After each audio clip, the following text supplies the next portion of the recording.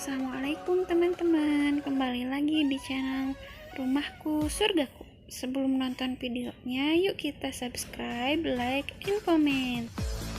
Di video kali ini aku mau berbagi cara aku mengatur waktu dalam menjalani aktivitasku sebagai ibu rumah tangga. Meski aku ibu rumah tangga, menurutku mengatur waktu itu sangat penting dan harus. Kenapa? Karena kalau kita nggak ngatur waktu, kadang bingung gitu ngejalanin aktivitas yang mana dulu. Nah kalau udah bingung gitu, kadang pekerjaan yang menjadi prioritas jadi nggak kekerjain, dan selain itu jadi banyak waktu yang nggak kegunain secara optimal. Jadi menurutku mengatur waktu itu sangat penting karena buat kita jadi lebih optimal dan produktif dalam mengisi hari-hari kita. Dimana sih aku ngejalanin hariku dan ngatur waktuku, yaitu biasanya aku nyiapin satu buku setiap bulannya, dimana di buku itu aku menulis hal-hal yang aku mau kerjain atau daftar yang aku mau kerjain di setiap hari. Contohnya misalnya aku bikin buku di bulan Juli di 2021 ini. Di lembar pertama misalnya aku tulis hari di tanggal 1 Juli. Nah, di bawahnya aku bikin kolom yang isinya nomor, waktu, kegiatan, dan keterangan. Di keterangan ini nanti aku kasih tanda untuk mengerjakan, yaitu dengan tanda checklist, dan silang tanda untuk tidak mengerjakan. Di kolom waktu aku isi jam dari mulai aku mengerjakan sampai jam berakhirnya kegiatan.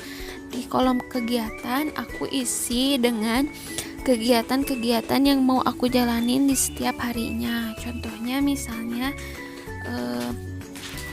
dari aku bangun tidur, aku tulis dari jam 4 sampai jam 5 aku ngelakuin ibadah-ibadah. Kemudian dari jam 5 sampai jam 7 aku ngelakuin kegiatan beres-beres, misalnya cuci piring, cuci baju, beres-beres, sapu-sapu, dan sebagainya.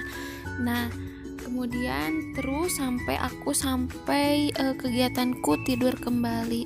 Nah, setelah aku lakuin itu, banyak hal-hal yang bisa aku kerjain.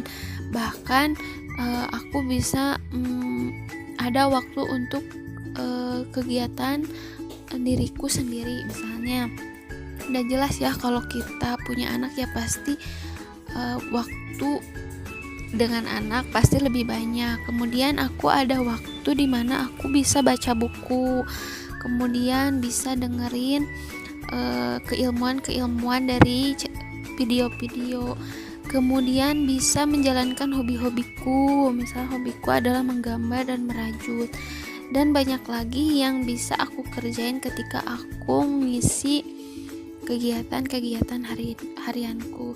Dan ternyata dengan hal seperti itu, bahkan ada waktu yang aku bingung mau ngerjain apa ya, dan ternyata waktu-waktu itu masih ada waktu luang kita yang sebenarnya bisa jadi target kita mengisi dengan karya-karya kita selanjutnya gitu. Jadi menurutku penting banget mengatur waktu itu. Bahkan waktu itu kan gak akan bisa kembali lagi walau 1 detik ya teman-teman, dan waktu itu terus berjalan, setiap detiknya gak bisa terhenti. Sehingga kalau kita gak gunain waktu itu dengan sebenar-benarnya, maka banyak hal-hal yang tersia-siakan dan gak optimal buat kita itu. Makasih udah nonton videonya. Jangan lupa subscribe, like, and comment. Wassalamualaikum.